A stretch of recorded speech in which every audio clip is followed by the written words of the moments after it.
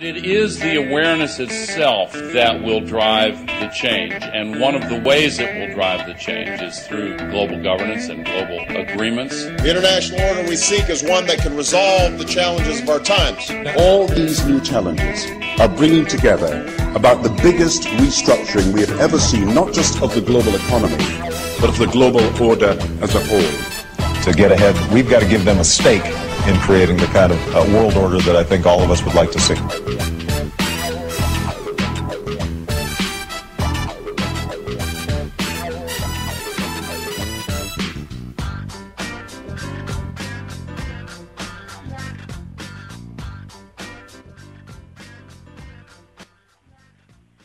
It would help if I plugged my microphone in. Welcome to the Rob and Freeland Show here, the Oracle Broadcast Network, December 28th. 2012. All right, those of you, we got 4 minutes here before the first break. Those of you who are attempting to find the Rob and Freeland chat room at robnfreeland.com, you're going to have to go to againstthewall.info and use my chat room there. Or you can go to Oracle Broadcasting chat rooms and then hit the Jim Freeland Show chat room. I still have that link going to Against the Wall. I haven't changed it yet. You know, I just, like 5 minutes ago, I checked and it said we exceeded our bandwidth. And, you know, unfortunately, I just haven't had time to take care of that yet. I hope everybody had a happy holiday. Apologize for not being able to be here yesterday. But we really had this horrible, well, it actually isn't like one of our worst winter storms, but after every one of these storms where you get a foot, 2 feet of snow, there's a lot of digging out to do. And last year we didn't get any snow, so, you know, people like my father didn't even pull their snowblower out and haven't started it in a couple of years. And fortunately, actually, my dear friend Jody was to get her stitches out yesterday. So that was, we just had to make sure that it took me hours. I had to go shovel my dad out and then shovel myself out. So everything's back to normal. We're back live here from the man cave. Rob's on vacation. He's probably in New York City by now. I don't think I've scraped up enough chichinga to go hang out with him, but such is life. In a few minutes, hey, there is people in there. Yeah, in a few minutes, I'll have Ron Aigner joining me. Donna Taylor will hop on with us later on. Hopefully, we'll be able to get John DeCamp in here. And if you can get to all right, you can go to robnfreeland.chatandgo.chat or Chatango, however you want to put it, robnfreeland.chatango.com. Now I've sent people. See, now there's people going to 2 chat rooms, so I don't know what. If you're in the chat rooms, I guess you guys will have to figure it out, man, and let me know, all right? And I'll hop in and hang out with you, man. I'm confused, man. You can't go to my website. No, anyways, so we'll have anytime now they're going to be calling me and hopping on with us. And we're going to talk about Chiefers, Creepers, how the rabbit hole just gets deeper and deeper. Those of you who've listened to any of my other shows understand that Ron Aigner is an investigator, and he does a very thorough job. John DeCamp is the one who broke the Boys Town scandal, the Franklin cover-up. He exposed it. He's the one that helped with the other guest we'll have, Donna Taylor. Pretty cool that I got to talk to Mark last night for the first time ever. Mark Taylor, one of the young students that were shot at Columbine by a couple of young men who had been raped and then put on selective serotonin reuptake inhibitors, drugs that are proven to cause violence, suicide, homicide. And we're going to make some links to other shootings, including the one that everybody's talking about. Yeah. Sandy Hook, excuse me. I was thinking of something else. All right, guys, stay tuned. We'll be right back with the Rob and Freeland Show here at the Oracle Broadcast Network. 3 hours. So, possibly the Jim Freeland Show will take phone calls. at least this first hour or 2 hours, we probably won't. But, we'll see what happens. In 3 hours, anything can happen. First of all, Ron Aigner, thanks for coming on the show. Hi, how are you? We're becoming old friends, us guys now. Well, Well, I appreciate your interest, James. This has been a long 13 years since Columbine happened, and we obviously have a lot to share as to what we've learned about the school shootings. We've become somewhat of professionals ourselves in this. Indeed. When I'm saying we, I'd like to introduce you to Donna Taylor. Her son, Mark Taylor, was one of the first victims of Columbine. Unfortunately, survived over 7 bullets. And he was called the Columbine Miracle Child because he was able to survive. But she has a story to tell you about what's happened to Mark since the tragedy. And I'd like to just ask everyone, go to his Facebook page. It's Release Mark Taylor. So if you're in front of a computer, there's some information on that Facebook page that you're going to be interested in. But his Facebook page, again, is Release Mark Taylor. Our hope is to make his Facebook page go viral so that we can get him released from the Colorado court system that has him drugged and abducted into a halfway house. I'm going to let Donna share that story with you right now. All right, Donna? Ron. Hi. Hi, Donna. Hi. This has been happening to Mark at least since 2008. It started in 2008. And he said, Mom, they set me up. They accused him of something he did not do.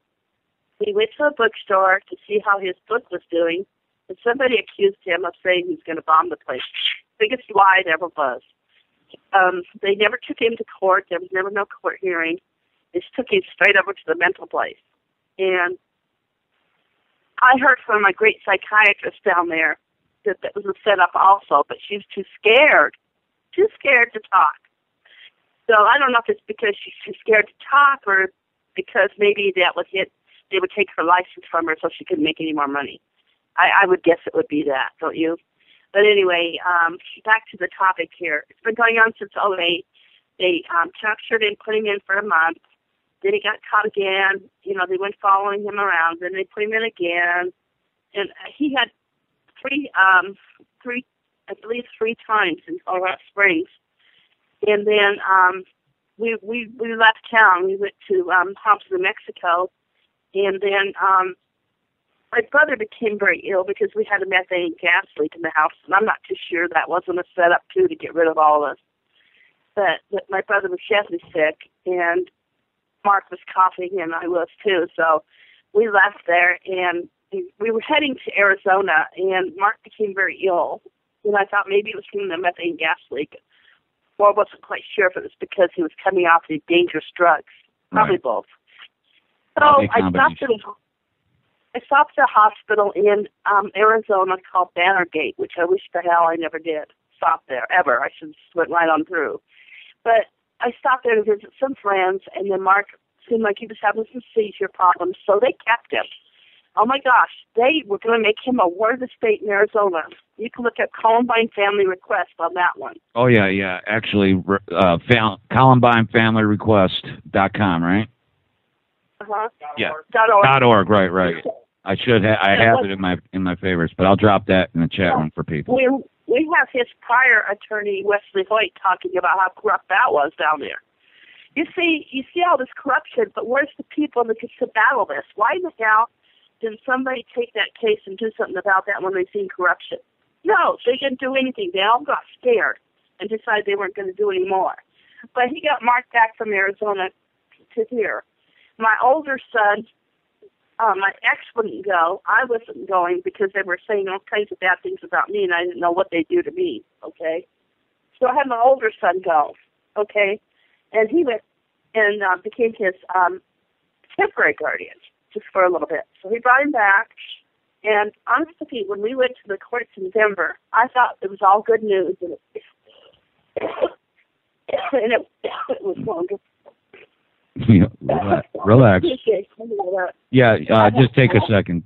That's fine. Now, I did actually get to talk to Mark last night, which was very cool, and he's going to be going back today. Yeah.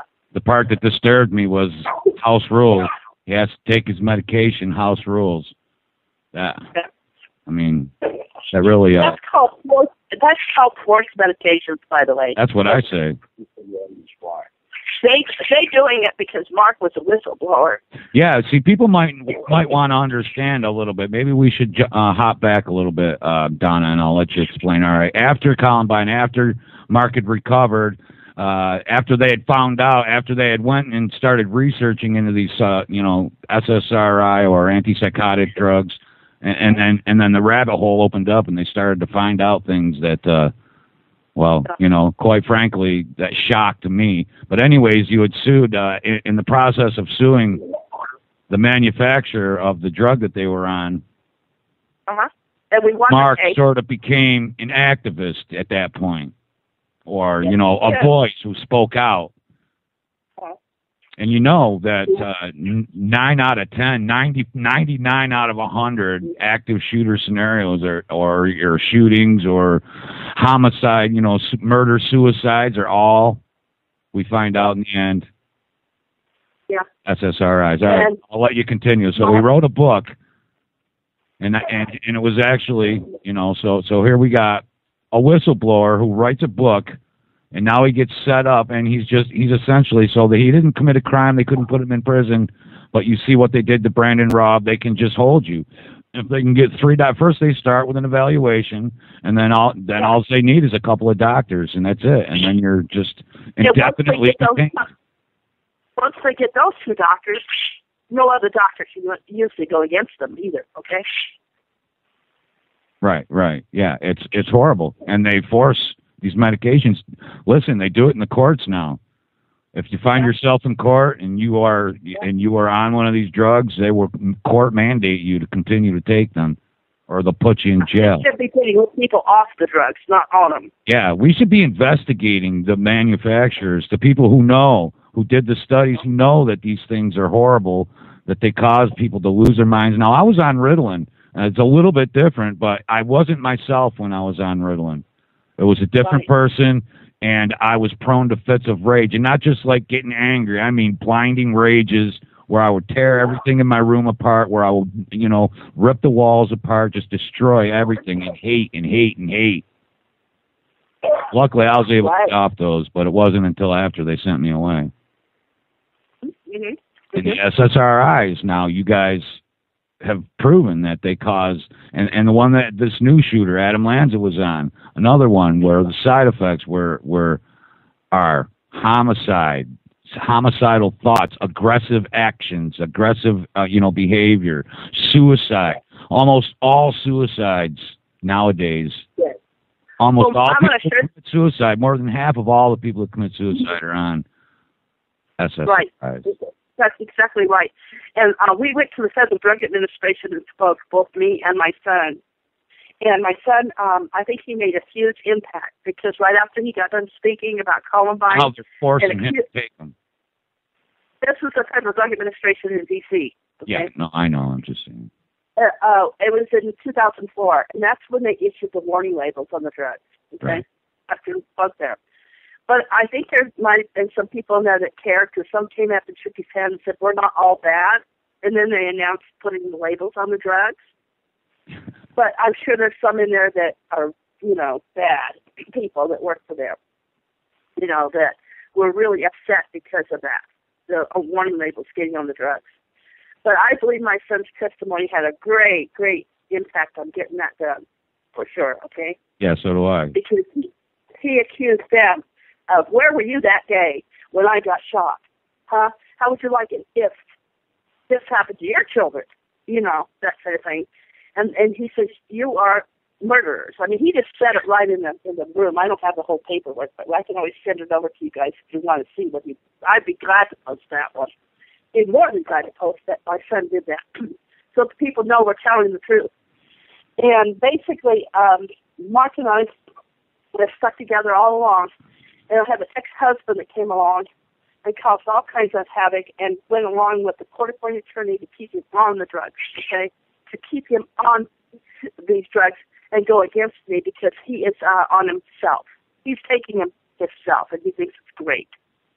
Okay, and like you said, it does change their minds and their personalities. I don't know the man. I was married 34 years, and to be honest with you, I don't know who this man is anymore. The worst thing isn't when these kids are on. It's when they start. Is when they if they can't take them. It's once you get on them. If you don't, if you come off, it's horrible. It's horrible. Oh yeah, they should open up clinics to help people get off these drugs. There's another. That's going to cost a lot of money to do that too. But there's another money trail. Paying somebody to get them off. Yeah, absolutely. Huh. It costs more to pay somebody to get them off than get them off. Yeah, because the state pays to get them on, unfortunately. Yeah. And the irony here is that, you know, Mark is on these drugs now, and I talked to him last night, and I happen to feel like he believed that if he didn't have to take them, he wouldn't. He don't want to take it. And that's why he was having so many problems since 2008. They forced him to take it, and then he dropped off of them. All right, the Facebook page, Donna, has the video of Mark making a plea, or stating on record that he didn't want to be on those drugs, right? Absolutely. He's very sick, and he has some physical elements going on right now. And one of them that's very severe is vomiting. He has vomited now for 3 years, and the doctors don't give a darn. No, that's a side. Good Lord. Yeah. Yeah, as soon as you take them, they make you vomit. People don't know that, but anybody who's taken the smoking pills, the Chantix, you'll know. As soon as you take them, they make you vomit, or want to anyway. And he also has an addiction to sugar, and especially pop. Yeah. So what could that lead to? Diabetes. Yeah, any number of things. Do you think they care? No. No. All right, so Donna, you do have Mark with you right now, right? Or did you guys have to take him back yet? No, he's with me. Okay, good. But he's still I don't want to. I don't want to bring him on. I'm just glad he's with somebody that loves him right now. I do love him. And I am having a hard time going back and forth. And Ron can tell you this. It's a trip and a half to go every day to pick him up. And just from Ron's house, how far is it, Ron? 45 miles each way. Yeah, so about 100 miles a day. And I'm using all I have to live on for myself for that. That's how far I've gone with this. Right. You went from... every dime. I have nothing left. You went from a woman with a family and a happy life to this. It's horrible. It's outrageous, and it can happen to anybody. But the thing of it is people don't listen, guys. Everybody has to understand. All right, they butted heads with not just with your average schmo. They butted heads with these elites. John DeCamp revealed, and Ron through their investigations, that there's more to the story than that we were being told, that there were these huge cover-ups of pedophile rings, of children being raped, then put on these drugs and just set loose, and they just wait for them to do what they do. And then they put it on the media as though they're keeping score, and they're sensationalizing it so that the next guy does one better or learned what not to do from the last one. And then instead of trying to talk about what craziness is going on, what anxiety, what giant, what threat or cloud is hanging over the country, instead we want to talk about guns and banning guns. The thing of it is if we still have these people, these children that are being abused, that are being exploited, and it's not, we're not talking about trailer park, rapes out. We're talking about rings of elites that pass these children around, and they don't go to rich neighborhoods. They get these people, these kids that are throwaways, that have been given labels like, runaway or delinquent or offender or what have you, and they go to places where they house these kids, or they go to the streets and they find them. And they're being raped, and they're being exploited, and then they're being put on drugs that are dangerous. Drugs that were never even meant for children. They're dangerous for their families and other families that are not guilty of any of this out there. Yeah. Innocent victims are being murdered all the time because of this going on. My son was going to Columbine, and he did nothing wrong. No. We went to church where he did nothing wrong, and he gets in the crossfire of this crap. You see what's going on? All of our families are in danger. Get that message, please. All of our families are in danger, and don't think that they aren't. Yeah, and don't think somebody like Michael Moore is out there, is on your side. No, he isn't. I'll have Ron talk about that one. Yeah, we'll talk about that in a little while. We got about 3 minutes before our first break here. Yeah, I don't care for Michael Moore, and he came along and used my son and made a lot of money off of him, having my son pull up Academy Award. show where we got shot. Mm-hmm. Won an award. Yeah. And, you know, and here's what I say, Donna. You know, it's not, look, if this was just like you couldn't accuse a guy, you know, as a scumbag, fat exploiter of children, if these were just children, you know, that he'd read about her. No, these are people who he had met, who he had talked to, who he exploited, who he put in his movie. These are people with a personal link to you. These are people that have a personal link to you, and you have the means to help them, and you won't. Yeah, that's exactly right. He didn't help any of the. He didn't help Richard Castaldo, which now just lost his home in California. He's in a wheelchair. He didn't help him. He didn't help my son. He lied to both of us, saying that we're going to sue Kmart for selling bullets to underage children. My son wouldn't have done it, okay? My son believes in guns, but he believes that you can be underage, you shouldn't have one. Right, okay? right. If you're underage, okay? But we believe in guns, so I want to get the message out there. So Michael Moore portrays us as for protection, but Michael Moore makes it look like we're against guns, and we're not. Right. Maybe children. Or whatever. I mean, everybody has their... My son went to a caliber gun show not too long ago, okay?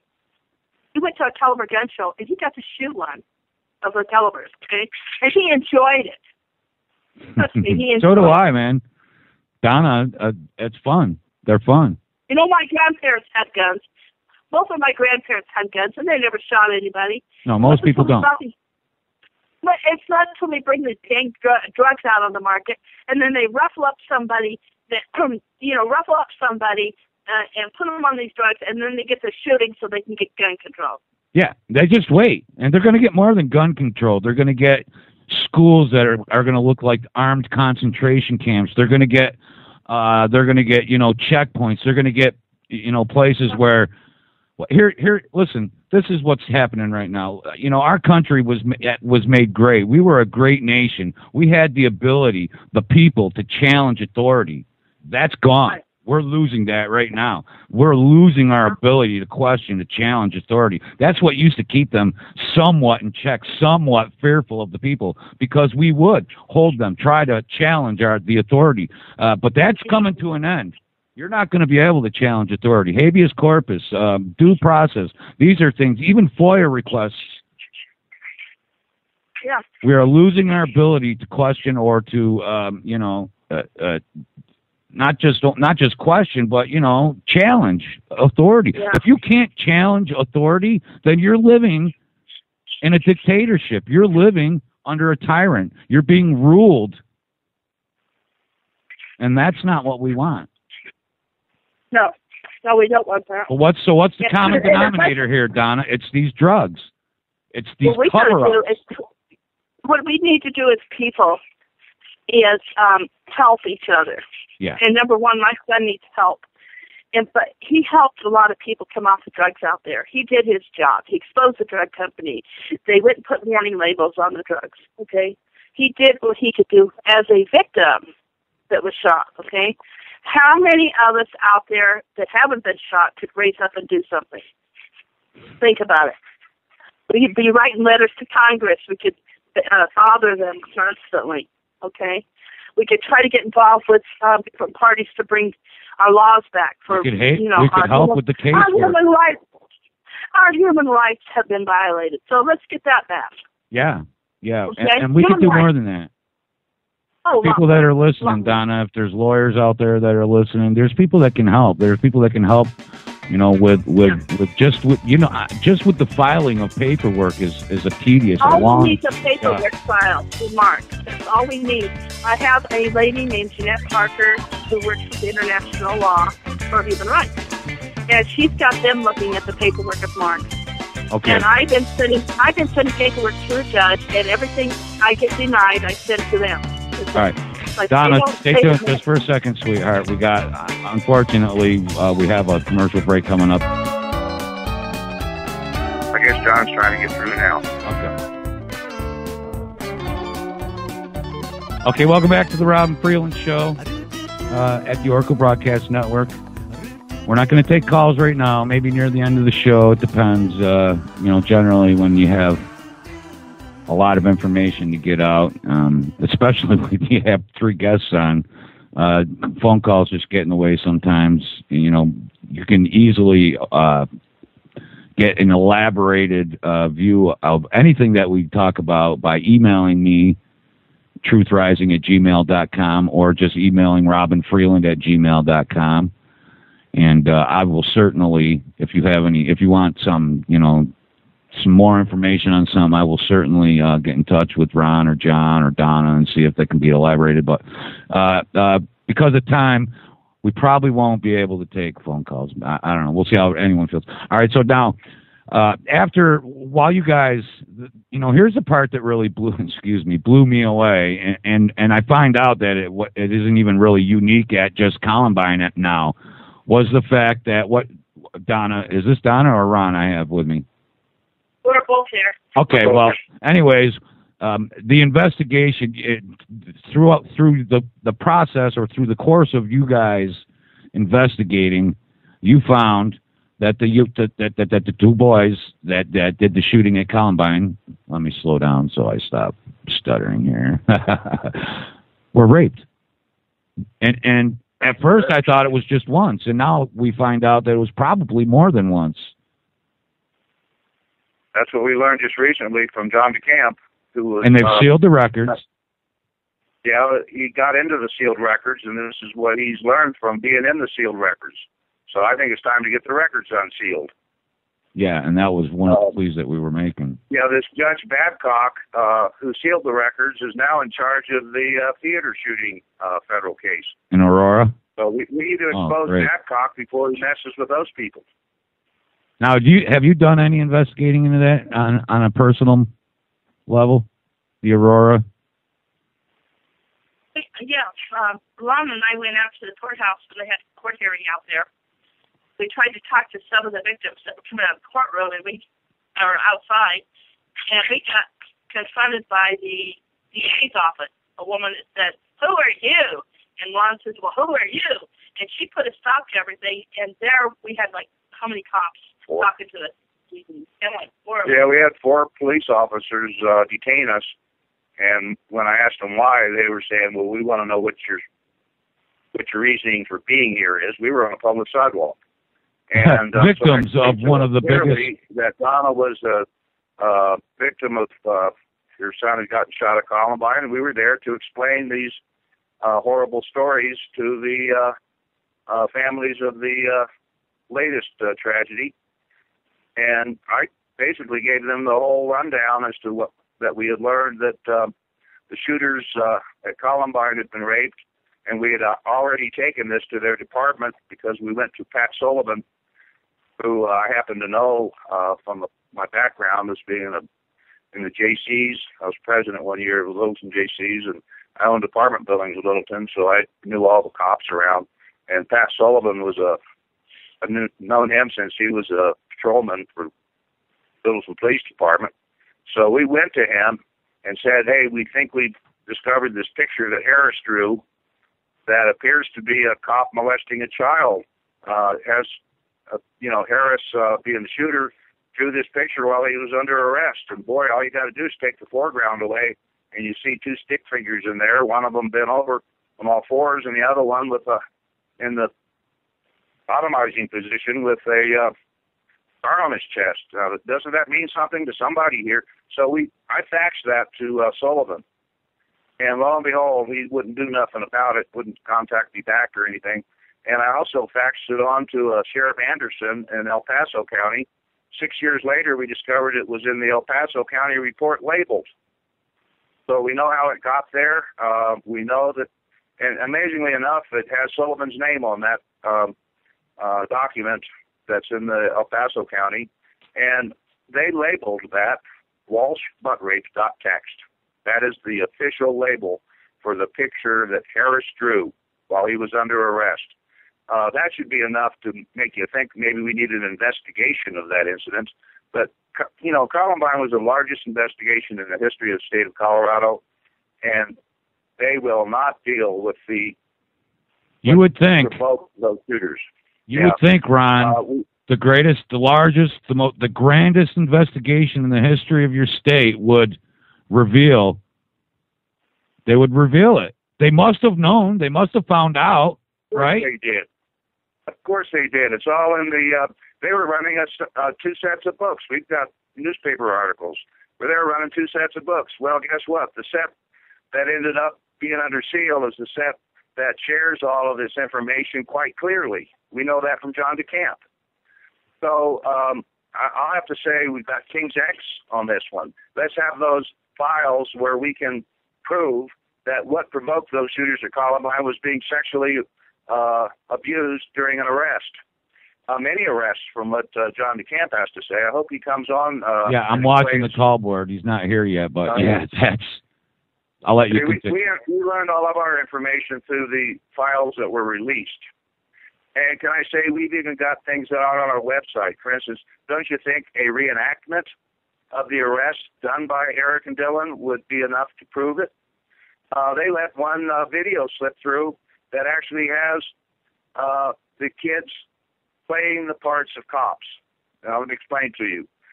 In this video, it shows Eric and Dillon being drugged out of a park. In this case, the park was next to the Columbine High School instead of the park where they were confronted during the January incident. But in this case, they are led down to their car, which at one point Harris is thrown over the trunk of his car, and another kid comes up between his legs with his hand. At that point, the guy that's doing the play-by-play goes, "Hey, did you see that?" So that was the significance of that he was being sexually abused, not a pants down, obviously, but he was being sexually molested at that point. And then the play-by-play guy, this guy named Eric Beck, he goes on to say, "Gee, this really makes me tired. I think I'll go have a donut." Well, people that were not initiated to the fact that they had gotten raped would have simply seen that video as kids that were their classmates roughing them up. So that's how it got. And that's the meme that they put out there, that these 2 kids were troubled because they were outcasts. They were, you know, they didn't have a lot of friends and they'd been bullied in school. Oh, they were blaming everybody from Marilyn Manson to Hitler. Yeah. But in fact, what we need to realize is that they actually had a undercover agent by the name of Mike Smith. When I say that, he was counter intel pro, just like you hear about, but in this case, we can prove it. If you have your computer in front of you, go to a article named "Hugging the Spotlight." Okay, now that's... Repeat that again. Written by Jessica Siegel. And you can see where she writes about this kid named Mike Smith, of all things, who claimed to be a student at Columbine. He wasn't. No, he was a plant. And in this case, he's the one that spun the story. So he's a spin doctor that was telling everybody that this was about 2 disenfranchised boys who decided that they were going to get even with jocks. Well, you know what? They found out that the kid that was lying didn't even go to Columbine because one of the Rocky Mountain News reporters' son played the position on the basketball team that he claimed to have played. So understand that they actually let this Mike Smith lead the story, and then they convinced the entire nation because people like Bill Ritter, who were in charge of the Columbine Review Commission, made it official. Yeah, and we're supposed to take those all the commissions they assign as God's gospel when they're done. Oh yeah, once they put their signature to it, like everybody's led like sheep to believe that that's the truth. And in this case, they were messing with Mark big time. From the minute he was shot, they were telling him to shut up and that people would be after him. because he had witnessed shooters on the roof. Okay, so suddenly we have this guy named Gary Kleinman in his face. Gary Kleinman was Ken Salazar's lead investigator. So let's talk about Ken Salazar. Okay, but we're gonna have to wait, Ron. We got about. We're gonna pick right up with Salazar, and we'll start the next segment. We got because there's a break coming right now. We'll start the next segment with shooters on the roof and Salazar. All right, I want to thank everybody who joined me today. Again, I'm sorry if you were trying to find robnfreeland.com. You can go to againstthewall.info and find me over there. If you have any questions, you can drop them in the chat room for me, and I'll politely ask. I'm not going to ambush anybody, so save your ambush journalism for the streets, all right? Stay tuned, guys. We'll be right back. The Oracle Broadcasting Radio. We've been talking to Ron Aigner and Donna Taylor. And where we had left off was it was a perfect spot to bring John DeCamp on. People remember John. John is you were a senator. You were you were the attorney for Mark.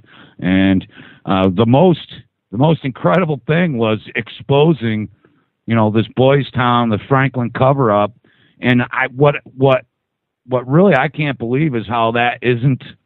It just isn't big news. People just don't care. So what I want to focus on right now, John, welcome to the show, John DeCamp. Yeah. I suck at doing bios on people. Usually I ask somebody to send me a little bio if they want, but otherwise I just invite you on. You've been on my show before. I could consider us sort of pseudo friends. And I want to say how relieved I am to hear that you're out of the hospital and that you're on the mend now. And what I want to talk about is the fact that you were able to get into the sealed files.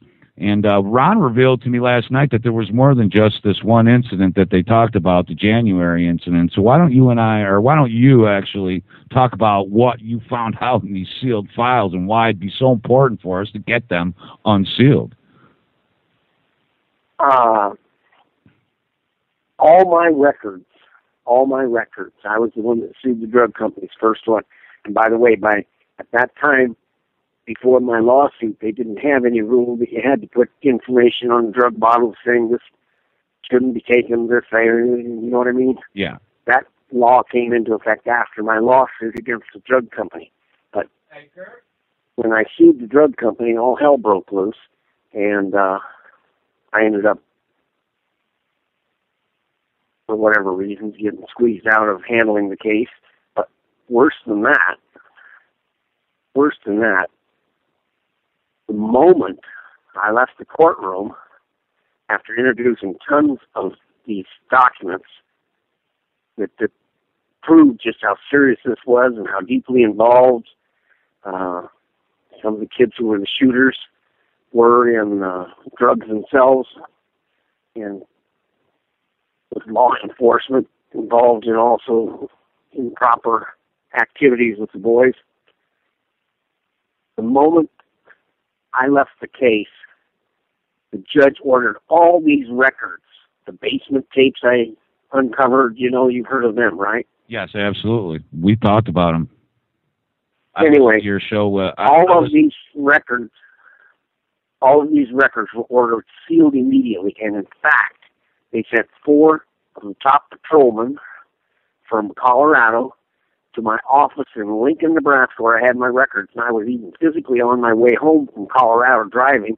They beat me here, went through my records, took the records, and those are the sealed records today you must have heard so much about. Yeah. First they were sealed for like 5 years, and then 7 years, and now it's my understanding court decision or judge ordered them sealed for another 25 years here in the last 6 months or so. But I guarantee you, they want them sealed because they would open up Columbine like Pandora's box and the witch's brew, and you'd learn a heck of a lot more. In fact, I think you'd have a bigger understanding of school shootings and some of this crap that's going on all over this country. But they're still sealed. They haul them right out of my office, go into my office, and it's just horrible and angers me to even talk about it because it's such a blatant violation of everything this country believes in, everything the Constitution guarantees. It's cover up, cover up, cover up. Like I said before, it's our ability. It's our ability it's our ability to challenge authority. We have to have that ability. We, the people, have to have that protection. We have to have protection from government. That's what things like due process and habeas corpus are meant for. Well, I don't think we have it in Colorado right now. I don't think you do either, sir. And that's just disgusting. They actually beat you home, got your records, and... You know, it's kind of funny. I don't know if you knew about this one, but you've heard of Mr. Sandusky? Yes. Well, I took two of the kids there, two of the boys that claimed that they had been taken there in private flights. And this is in a book I wrote, by the way. Yeah, give the title of the book. 11 years ago. I took two boys there to confront the officials in Pennsylvania. And when I did, told them these things and let the boys tell their stories, how they had been hauled over there and used for sex. They got mad and told me if I said anything more about this, I'd be sued and I'd be shut up and everything else. But anyway, so here it is years later, and this Sandusky thing comes out now. And I had forgotten. I had made that trip over there special just to see him and confront him. But one of the, Alex Jones, I guess his name is, he was a talk show host. Way back then, he had the recording where I did it on his show and explained what was going on there. And he's played that several times across the nation, I know. So life is strange. Yeah, 11 years ago. And to be sure, 11 years ago. Jerry Sandusky is at the top of the pedophile pyramid. And you guys have been finding that out as you go along with your personal investigations. Oh, yeah. that children are being raped, they're being exploited, they're being abused, and they're not being carted around on Amtrak like people want to believe. You know, they're being carted around in limos and Learjets. They're being shared. Correct. I mean, they always like to show us these pedophile rings, and they look like they went straight to some backwoods trailer park to get these guys, these people, and it totally throws them off of the fact that there really is, and it's worldwide. It's not just in Pennsylvania. It's not just in Colorado. No, it's a worldwide ring. Yep. Interject. It goes all the way to the top. Yeah. We were. Yes, and my book documented that. We were. The book, Franklin Cover-Up, it goes to the White House. Yes. Also, we had the opportunity to share this information with President Clinton. So he knows this stuff, and he was supposed to have gotten into this with us, promised us his political support, and you can see he didn't. No. So he's our Sandusky, and we've got dead kids here. So you can understand how serious that is, okay? Of course it's serious.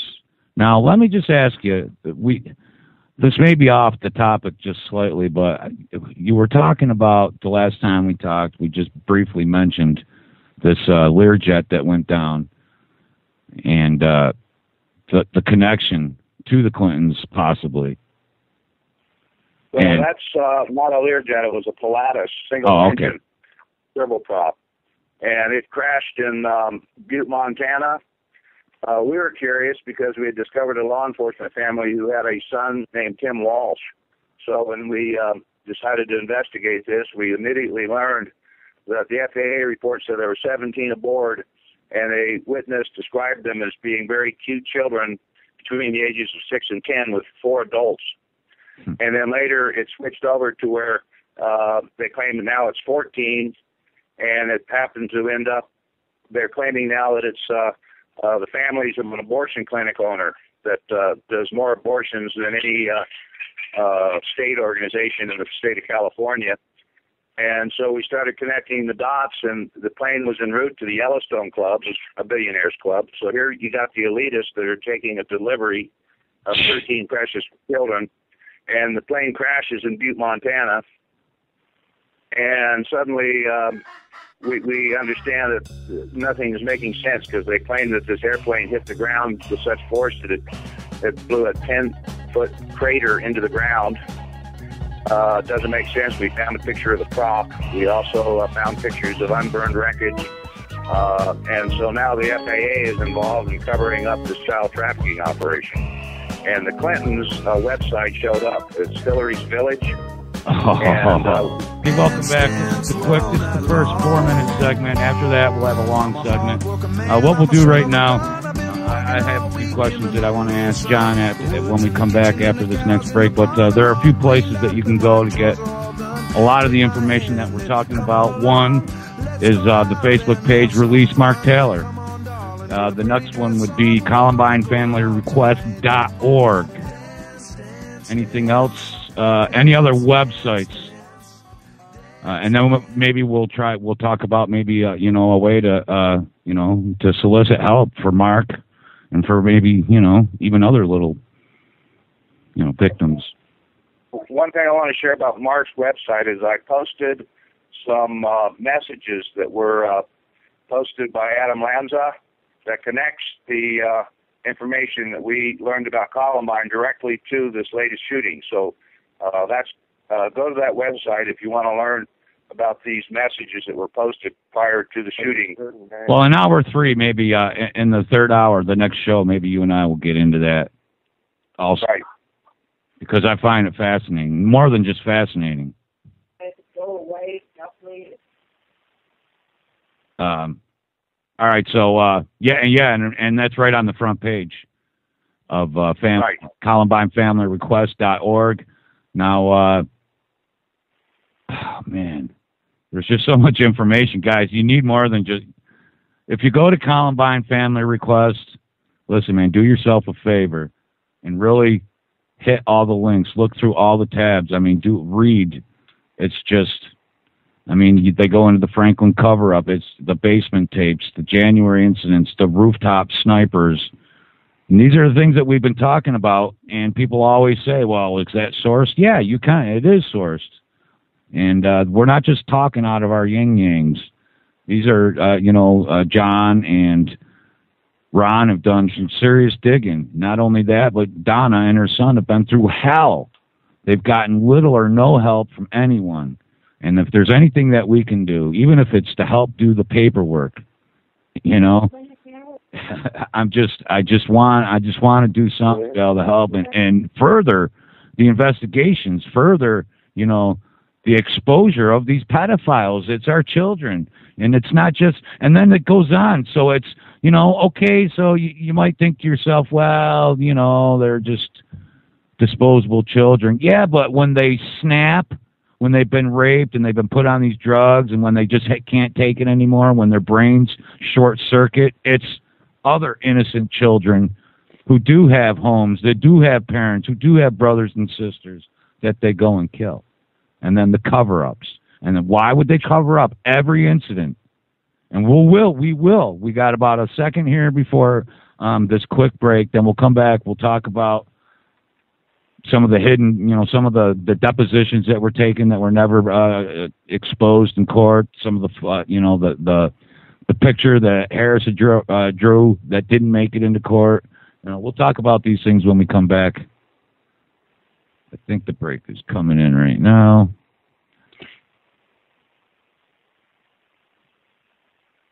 Oh, all right. Yeah, I got about 40 seconds. So yeah, that's where we'll go. The thing of it is accountability, guys. I mean, look, I'm always been held accountable. We have to be able to hold people accountable. There can't be, you can't go through life with no protection from the state or from, the elites, the people that hold the power, that hold the positions. So we'll be right back after this. I want to thank everybody for joining me today, the Rob and Freeland Show. Sorry, no Rob, just Freeland today. The Rob and Freeland Show will go on. Listen, it takes a lot of guts. It takes a lot of courage. I'm not sure people fully understand. Well, maybe they are, because the people, by and large, a lot of the people that listen to this show are activists in their own right. But, it takes a lot of courage to expose these elite rings, or even information that it takes a lot of guts to expose information that the officials claim doesn't exist or it isn't real, and that would be, you know, elite pedophile rings. And I want to commend you guys. I want to thank John DeCamp for all the work he's done exposing these evil people. And it's our children. Even if you don't have children, look, man, there's been this huge emotional response to the Sandy Hook tragedy, the shooting, the real dead bodies. There really are dead children in Sandy Hook. It's not pretend. Yeah, I'm sure, just as you guys found out, they place people. They'll put, you know, to get the story out there. But the event happened. All right, guys. Get the mail. And we're back on the air right now, guys. Okay, I'll get the mail. All right, John. Is John? Yeah. John, hello? Ron? Yes. Okay, so thank you. Thank you for helping. You know, even if you're not actually helping a single person, which I don't believe for a minute. I just look at it's out there and it's really happening. And let me just finish. Okay, now I remember what I was saying. You know, there was this huge emotional attachment or this emotional response that everybody suffered. And I want you to remember that there's other children, and it's the same. What you're feeling is the same. It doesn't matter if you're the victim of a drone bombing in Pakistan or if your child was raped and then lost his mind and killed himself by the state. All right, that I want you to remember, even if you don't have children, especially if you made a connection and felt this overwhelming, you know, emotion when you saw the pictures they show you, you know, and the story they tell you about what happened at Sandy Hook. And we're going to move our way up there. So I want to thank everybody for listening to the show today. Just remember the feelings you're feeling. They're real, and victims are real. And when you let the state cover up the fact that it's victimizing children, then we're in real trouble. All right, John, are you with me? Let me see if John dropped off here. Well, it says he's still with us. Well, Ron, you're still with me, right? Yeah. I think John went to go get the mail from what I just asked her. All right. Well, we'll just talk. I don't think either one of us has ever had a problem not being able to talk for a second. At least I haven't. All right, so when he gets back, we'll talk about some of the depositions that he had uncovered that were never revealed to the courts. Now, the picture is kind of revealing, wouldn't you say? Well, I don't get why it wouldn't be added as evidence. The picture that Harris drew? Yeah, the picture that Harris drew. Obviously, when you have an injured or a dead child, don't you want to see all these issues dealt with in a responsible way? Oh my goodness, what's that noise? Some kind of interruption going on there. Yeah. It doesn't matter who a pedophile is, whether he's wearing a badge or a cross or any other kind of an individual. We know that they come in all shapes and sizes, but what? We have an issue we can't deal with because it's a police officer? What are they? Or a congressman? What is that considered when you have a file labeled Wall Spud Rape? Is that professional courtesy that you don't investigate something like that? We can I say all the families of the dead and injured have a serious lawsuit, and I'm sure that's what they're afraid of because they had an opportunity to stop Columbine when they had gotten all the information about Harris's bomb making. And then they didn't go forward and do a search warrant on Harris's house. What they were involved in there is the people that had chosen not to go forward and protect the victim of pedophilia chose instead to do what they do, and that's protect the police officer. So they chose not to serve the search warrant because they knew that in the courtroom that it would come out. Right. So everyone at Columbine, and then plus it goes so much further, Ron, because you have all these copycats. The way it was sensationalized, the way they encourage it, they encourage that behavior. And so, yeah, the trauma goes much deeper. So for them to cover their asses, right? They didn't serve the search warrant. Nobody's saying that these kids didn't do this. What they're saying is it could have been stopped, and they didn't. The evidence was there that these children, that KLEBOLD and Harris, were going to snap. They were, the rage was there. The evidence was there that they had been raped, that they had a reason to be, and then the fact that they were on these selective serotonin reuptake inhibitors. So everybody gets to pay, and then in the end, we don't get to investigate them. Well, some of the information that we've gotten that are in the sealed files that the Sheriff's Department didn't get from John DeCamp reveals that the subject matter of the investigation happened to be the Solvay Pharmaceutical attorneys asking the Harrises. Now, we have these files, even though they're sealed. We have them. And in this case, it goes directly to the arrest. It's very easy to say, okay, why was Harrison on drugs? And then you go back to what caused him to be on drugs. And it has clearly Harris's mother saying the reason she brought her son to the psychiatrist was because of the January incident. Right? Right. So now, nobody knows what the January incident is. So what is it? Well, they should Google January incident then, because no, they can find that at Columbine Family Request. Right. The January incident's referring to, we used to call it the van incident until we discovered that's the boys called it the January incident in their written motive. While we're at that, let's say our first indication that the motive was to get even for the arrest was in a yearbook entry from Dillon to Eric when he said, we'll be killing cops, blowing up things. He mentioned it'll be the holy April morning of natural-born killers. So they were planning this over a year in advance. This is the 98 yearbook. And this is significant because he says, my wrath for January's incident will be godlike, not to mention our revenge in the Commons. The Commons is the lunchroom where they put bombs. Realize that Columbine was supposed to have been a bombing. It should have taken, if their plans had been successful, it would have cost 500 children's lives. So let's skip the story about being about gun rights and start dealing with bombings and drugs and rape. Is John back with us? What's that? Is John back with us now? I hope so. Hello, Mr. John. No, he's Not still, a chance. Well, he's still still doing his duties. Anyways, we'll continue. My friend, Ron, I have a family of friends that are staying with us right now. One of them, Kurt, does a show. He's upstairs from the studio, and just everybody here supports you guys.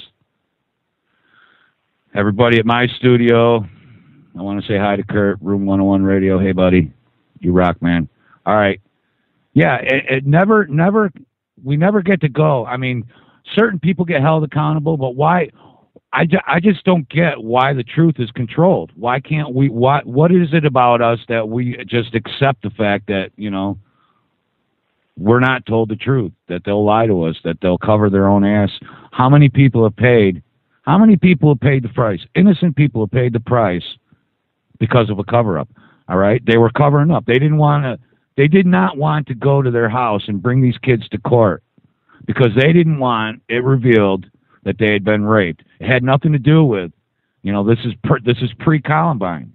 They don't know that this is about to happen. They know something. If they had done, well, they probably did. They had their investigation. But the fact is they didn't go there with a search warrant with their evidence that these kids were about to do something, evidence of, bomb making and things like that, because they didn't want it revealed. So essentially they knew that because of the fact that they were not going to serve a search warrant, that there was going to be collateral damage. Those are the people that need to be held accountable. Those people. KLEBOLD and Harris have already been held accountable. There were secret meetings 3 days after Columbine when they were destroying all the evidence that connected them to Eric and Dillon. They knew all this. They had 15 contacts that we can prove documented, probably much more.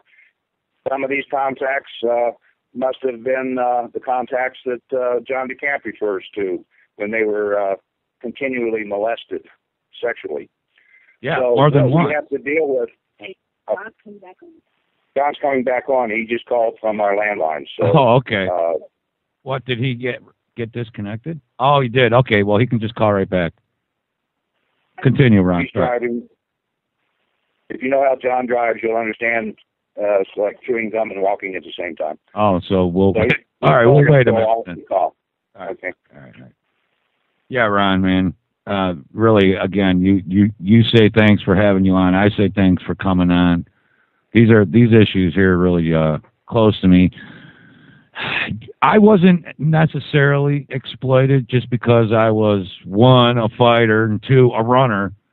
I always say in the system, there's only two kinds, you're only going to run into two kind of fish, guppies and sharks. And it's those guppies. It's the children that, nobody cares about, and the ones that won't run, the ones that won't stick up for themselves. That's what this is. Those are the ones that this happens to. And I've seen them. And that's, Alex, that's Adam Lanza's profile. He was one of those that they actually had a program to protect him because he was very weak-willed or whatever. Yeah, well, and we'll get to that because there's some that again, another link, all right? So there's the two links here with this case, and then you guys, Ron, will probably, as we were talking about last night, there are probably, any number of other shootings, even a couple of school shootings that are not only linked by pharmaceuticals, but also have the rape link, the pedophilia link. All right, and there is evidence that Adam Lanza was abused. He was and I did do some research after you talked to me last night. It was kind of late, and I haven't been able to delve really deeply. But there's a Catholic church. There's two Catholic churches in the area, in the Newton, and then one in Bridgeport. I don't know. Oh, maybe that's the same one. But either way, and there's more than one pedophile, alleged pedophile there.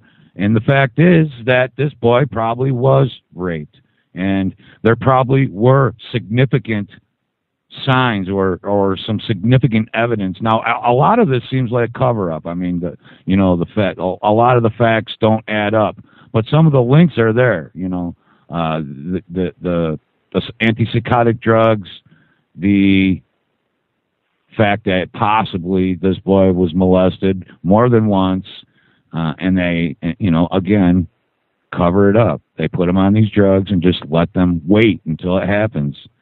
And do they have actors that they immediately get placed? Yeah, they immediately start their operations as soon as.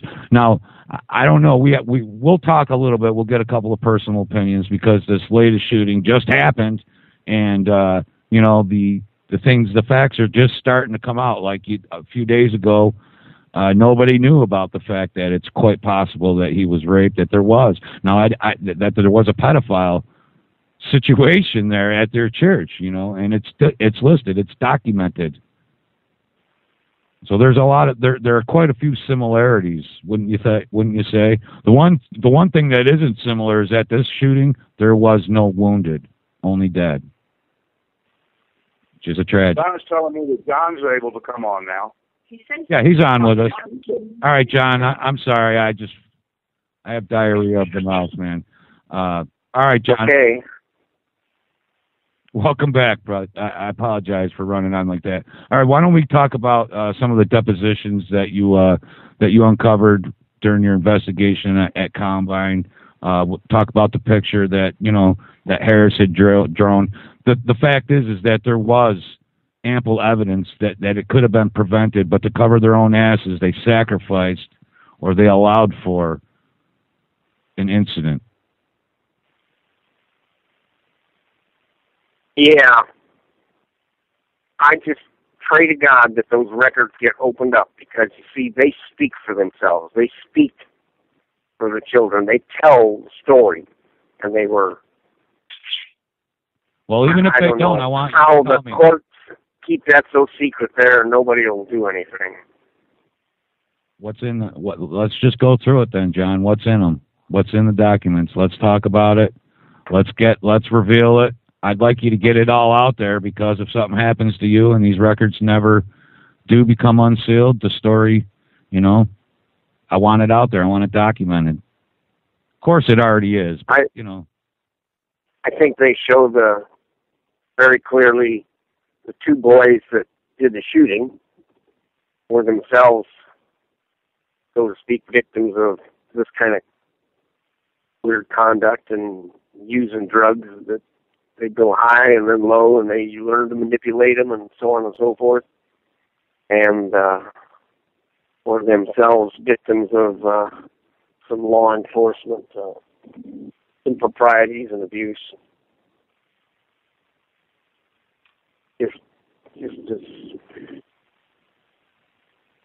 I just pray that if there's a God above, and I believe there is, that one of these days these records are going to be released. So do I. They don't get destroyed in between.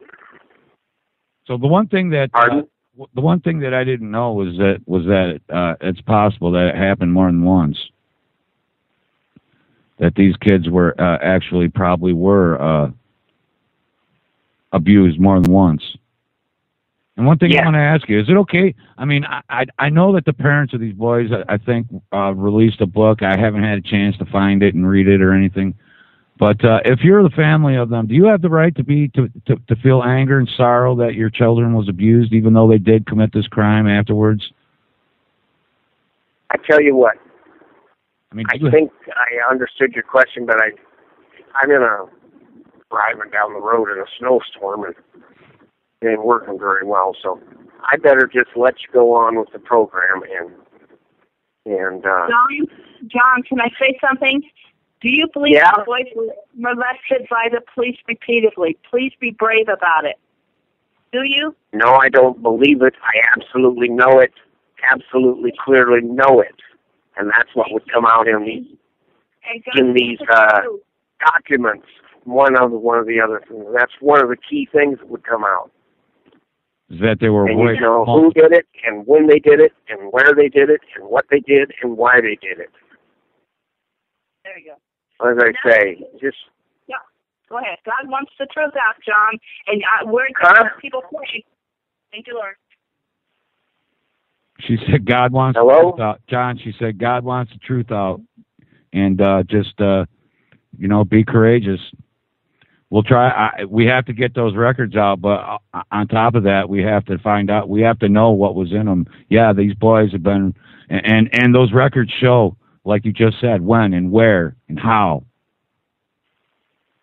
I don't know if they answer the question as to why, but if you want to... I'm going to run. That's fine. I'm going to leave. This is John. We'll be on because I can barely hear every other word. Okay. Thank you. Talk to you later. We're praying for you. You'll be fine. Yeah, thank you. Sorry. That's fine. If he gets home and wants to call back in, we still have another hour and a half to go. Oh, man. The Who's... Realize how brave that was because he's under gag order. Of course he is. Same time they put him under gag order is when they chemically gag ordered Mark. Yeah, they want this hidden. They don't want this out there. That took a lot of courage. People don't understand. Well, people seem to think that what we're talking about is some sort of esoteric thing. No, we're talking about these people are powerful, and when you say something like what John just said, there quite possibly could be, especially when you have a reputation, when you're, these are the things that they attack, and it takes a lot of courage. I really commend you guys, and I thank you. I don't know. I'm positive that I would have the courage myself, but I don't know how much support I would get, from the people around me. But it is wonderful to have you guys on. All right, so we'll continue without them. Yeah, absolutely. We'll just move on then. When you tell the truth, it overcomes lies. The truth always prevails over lies. Always. Remember that, people. Truth prevails over lies, always. Just be confident and tell the truth. Okay. Ron, I guess we're not going to we're not going to have John with us. But we've got the next best thing. We have Ron who has worked side by side with him. All right, so let's just start talking, Ron, about. All right, we have established. This is what we've established. All right, we've established that one, that the whole affair at Columbine could have been avoided. Not the tragedy that happened before Columbine. That had already happened. All right, guys, stay tuned. We're going to pick it up right here for the last half hour of the Rob and Freeland Show. Another segment, Bites of Dust. The Oracle Broadcast Network.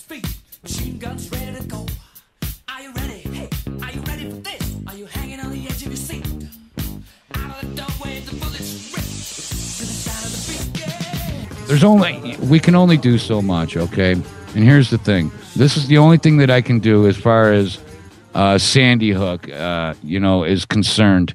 Is, there's a lot of people who have already made their decisions and on what happened there. But, I was the first to say that it's going to take a while to find out what really happens. And all I can do, the best that I can do, is to preface everything that I say with the fact that it's my opinion based on what I have learned, not necessarily God's gospel, not necessarily true. I've been known to change my mind. I've been known to be wrong. But rape is vile. And it's one of those gifts that keeps on giving throughout a person's life. And the best that I can do to spread what I can do about as far as truthful information and not just innuendo and secondhand information from things like Sandy Hook is to do what I did. I know that people were disappointed the other day. I have a friend who lives in Sandy Hook. First of all, I had people do little hit pieces on me for having her on, calling her a liar and a disinfo agent. Well, you know what? That happens. We're out in the real world where you're just floating around with your arm floaties, and we understand that. But all I can do is bring out and my own opinions. I'm not I'm not Greg Palast. I'm not an investigative journalist. All I can do is do what I can do, bring what I can find, and a lot of the things that I'm starting to find myself are, connections, these rapes, these rings of pedophiles that protect themselves, and then the cover-ups that destroy lives for years and years and years afterwards. Rape is vile. All right. Now, Ron, let me ask you, and this is what, I know you're getting on GCN, Dr. Stan Monteith. I listen to that show. I follow you guys around. I Google you from now and again so I can find out in the interviews you've done. And I like to stay on top of it, on top of us being able to call each other. What kind of help have you gotten, any, if any, from the mainstream media?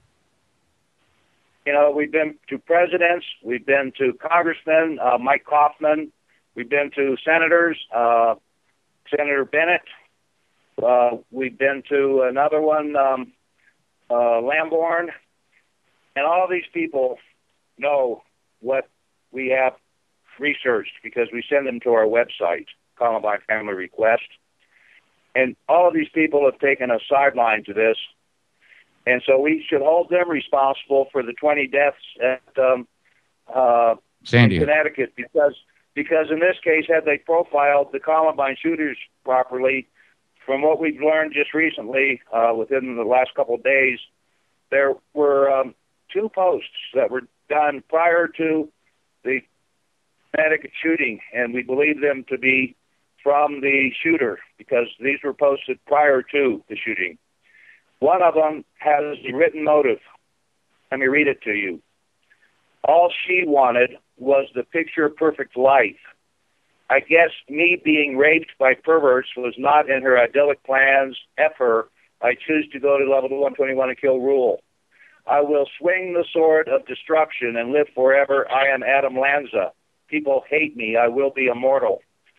So what we learned from that, if this young man was also a victim of pedophilic rape, which he's saying here in this YouTube, and you'll find that link. All you have to do is go to Release Mark Taylor, and I posted them up top so you can link to that. And I ask everyone to send their friends to Release Mark Taylor and share that link with them. There's so much more information on his Send it to your local media, too. What's that? I said the one thing that we can do is everybody listen to the show. Grab this stuff and send it to your local media. They're going to send it back. Yeah. They're going to ignore it, but they won't be able to deny when they meet their maker. When judgment comes, they won't be able to deny it. Yeah, Channel 9 is telling us because it wasn't vetted by another mainstream media that there must be nothing to it.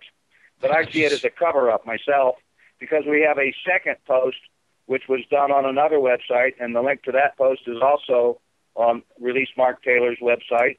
And in that case, it says that the boy is going to die on that day at 9 o'clock. Right, and then it goes on to say that he's from Connecticut. And then he posts a picture of Eric and Dillon in a pool of blood. So I've seen it. Obviously he was connecting this to the Columbine tragedy. So we need those investigated because we believe those to be, in fact, messages of impending disaster written by Adam Lanza. So we may be wrong because there's been so much disinformation that we've learned that's come out of that, but we may be right. And in this case, if we are right, that shows that the profile of the Columbine shooter should have been used to protect the children.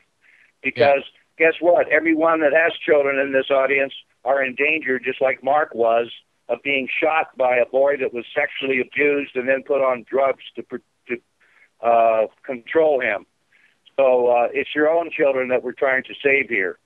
And the fact that they created a large fan base by blaming Columbine on jocks. We had a young boy happened to be right across the street from the cemetery where we buried Columbine victims and put up a memorial at Isaac Newton Middle School, where a boy had actually, a 13-year-old boy who had been raised believing this was about jocks, was angry at the jocks, and he built a bomb so he could blow up the cafeteria.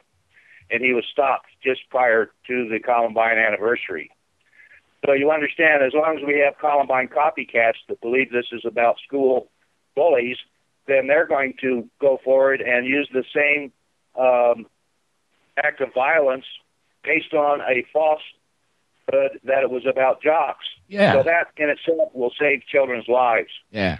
It wasn't about you kids. It was about vile cops that raped two boys. And when you understand this, you will understand that the children need to be trained properly in knowing that this is not the type of violence because of pushing and shoving in the hallways. No. No, that's Believe violence. Me, it will save children's lives. I mean, it's a horrible thing to have to share with children that you can't trust cops, but let's get head cams on them. Maybe we can trust them as long as we have a watchdog watching the watchdog. This is insanity when NRA comes out and says that we need more cops in the schools. No, I can show you a whole list of times where the cops in the schools have raped the children, which has caused the school shootings. Let's hear it. Well, let's talk about the second horrible tragedy in Colorado, and that was the Flat Canyon shooter where I knew Emily Tees. And in this case, it was an angry parent that went into the school. He decided to take the law into his own hands because his daughter had been passed around by a Jeff Wood, who was the school resource officer. I was actually looking into that myself right now, thanks to you. Thank you. Yeah, the children that worked for me in my restaurant told me that the school resource officer, Jeff Wood, was getting their girlfriends pregnant.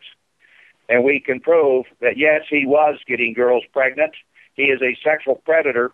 And he ends up, if you simply type into Google Jeff Wood, Park County, you will find that he won a 2006-2008 School Safety Award, a National School Safety Award.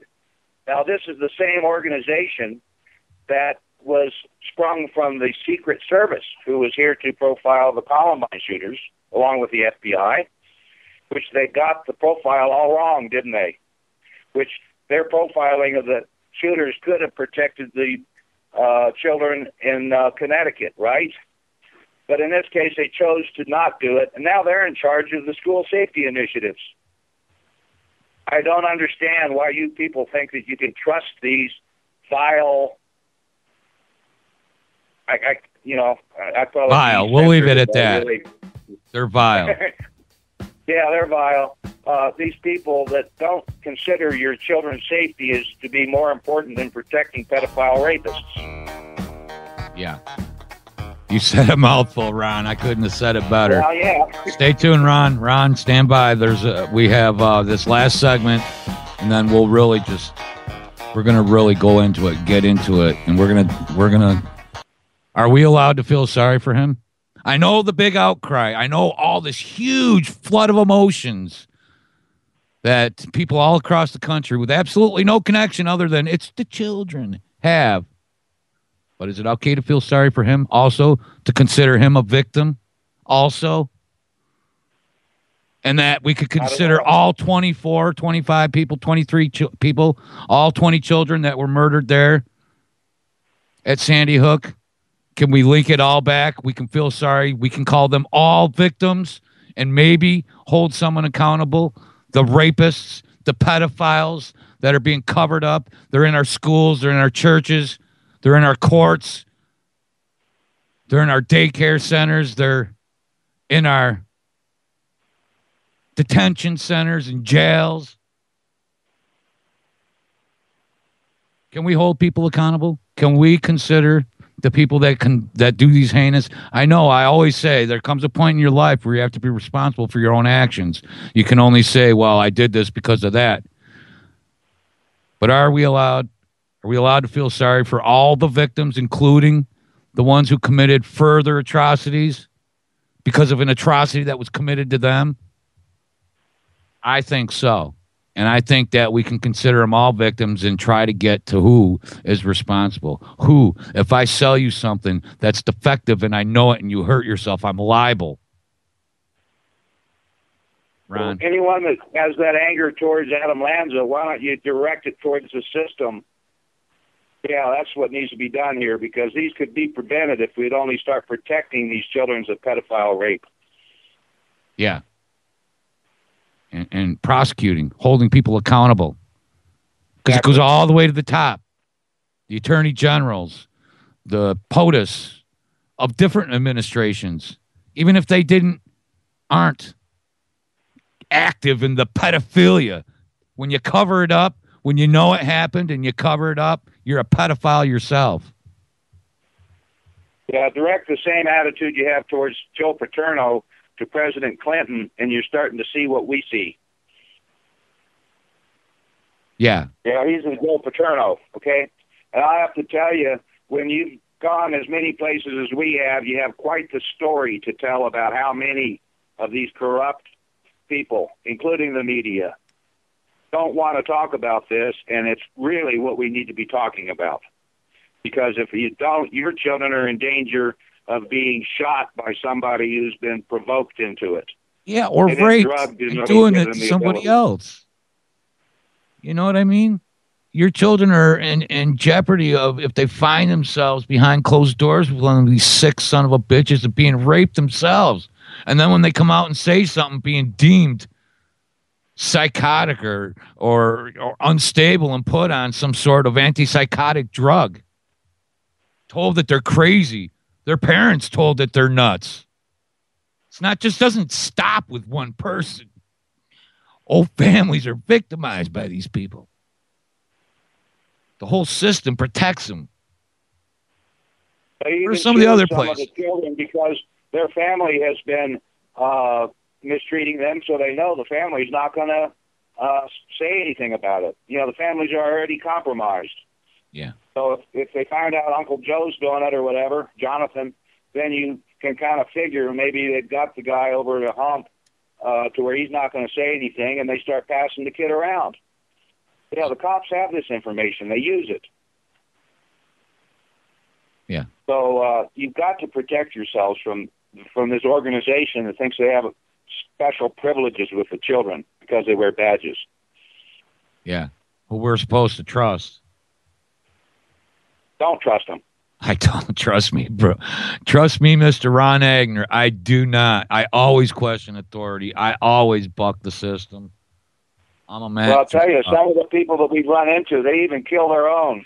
Yeah. We had a horrible tragedy of Vicki Buckley, who was going to be transparent. She was the Secretary of State. Yeah, she dies of a sudden heart attack at a young age of 35 or so. Then we had another sheriff who was actually elected, Russ Cook.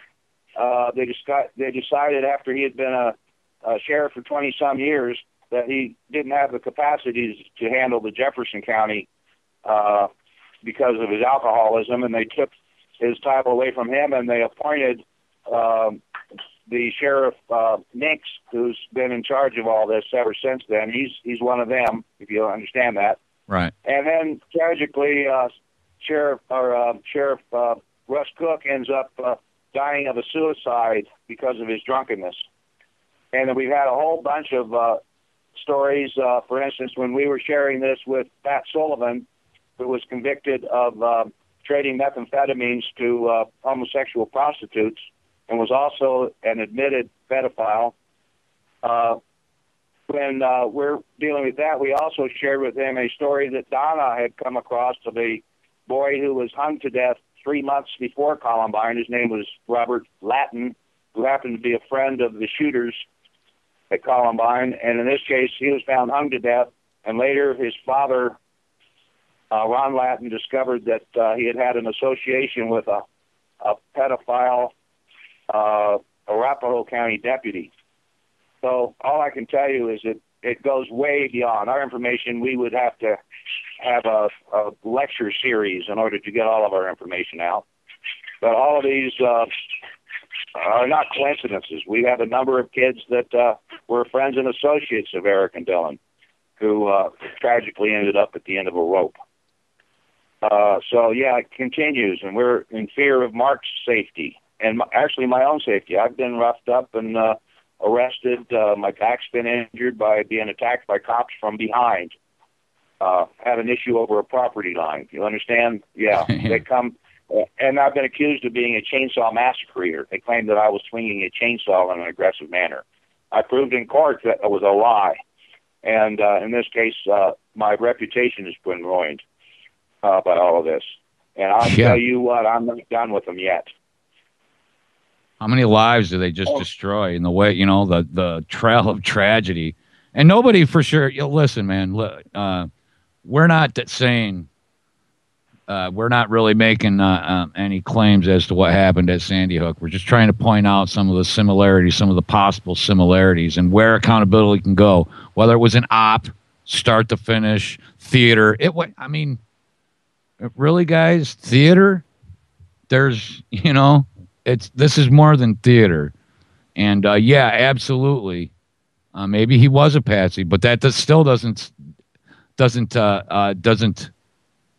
satisfy or remedy the fact that he may have been raped and part of a pedophile ring right there in that area, in the Newton area. And people would still, look, it's happening. And whether you like the information or not. Don't let them get away with not dealing with that issue of whether he was raped or not. In other words, they walked around that one in the Columbine tragedy. They walked around the entire arrest. If anything, just realize this was the largest investigation in the history of the state of Colorado, and they refused to deal with the written motive. And then we dealt with it and discovered a picture labeled Walshbutt rape. So please understand that they know this stuff. It's elementary. It's very easy to understand.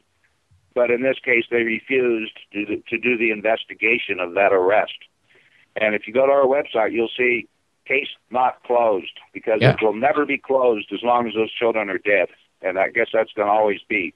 Well, and I mean, right there, if they were not interested in covering asses and hiding and covering up, they could profile children. Okay, you're a child. He's been raped. He's on social, SSRIs or something. he's gonna do something eventually. You know, that's a profile. You can keep an eye on him. Take him off the drugs. Why aren't we investigating? Why is it that everybody feels like it's a victory because they warn people on the labels? Why are they still selling these things? Why are we still being bombarded by commercials that say, hey, is your antidepressant not strong enough? Well, try Abilify. For those of you, you know, I mean, why?